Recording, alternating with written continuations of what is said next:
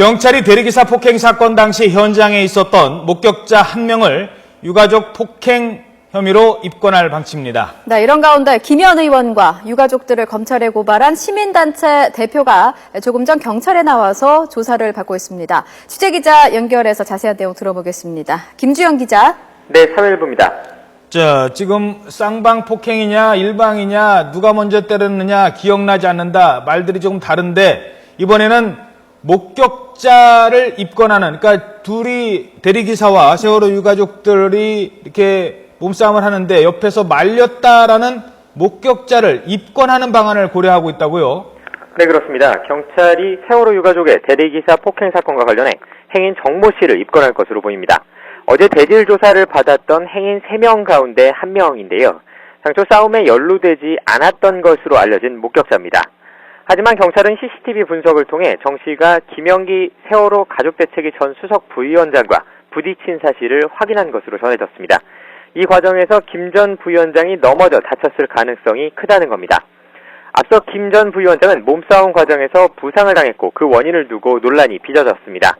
김 전 부위원장은 폭행을 당했다고 주장한 반면 일부에서는 혼자 넘어져 다쳤다는 주장이 나오기도 했습니다. 경찰은 다음 주쯤 정 씨를 폭행 혐의로 입건할 방침인 것으로 알려졌습니다. 네, 김현 의원과 유가족들을 고발한 시민단체 대표가 경찰에 나왔다고요? 네, 그렇습니다. 조금 전인 10시 20분쯤 장기정 자유청년연합 대표가 고발인 신분으로 경찰에 출석했습니다.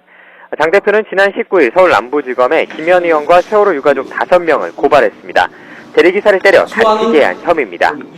장 대표가 고발을 하면서 김 의원 등 6명은 피의자 신분으로 전환됐습니다. 특히 김 의원은 경찰에서 폭행 혐의뿐만 아니라 대리기사를 모욕하고 업무 방해를 한 부분에 대해서도 조사를 받았습니다.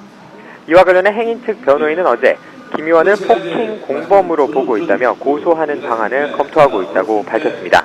하지만 김 의원 측은 자신이 대리기사에게 반말을 하거나 폭행에 개입하지 않았다고 주장했습니다. 자, 그렇다면 이번 사건 경찰 수사가 이제 어떻게 진행이 되는 거죠? 네, 경찰은 우선 기본적인 수사를 대부분 마무리했습니다. 현장 CCTV와 목격자 진술을 확보했고 피해자와 유가족에 대한 조사도 일단락되었습니다. 당시 현장에 있었던 김현 의원과 수행비서 역시 불러 조사를 했습니다. 문제는 양측의 주장에서 엇갈리는 부분이 여전히 남아있다는 겁니다. 대리기사를 폭행한 사람이 정확히 누구인지 그리고 행인들이 유가족들을 때렸는지 등의 여부인데요. 하지만 경찰이 사건 당시 CCTV 영상을 확보하고 있어 혐의 적용 자체에는 큰 어려움이 없을 것으로 보입니다. 경찰은 고발인 조사를 마친 뒤 이르면 오늘이나 내일쯤 김현 의원과 유가족들에 대한 혐의 여부를 결정지을 방침입니다. 지금까지 사회부에서 YTN 김주영입니다.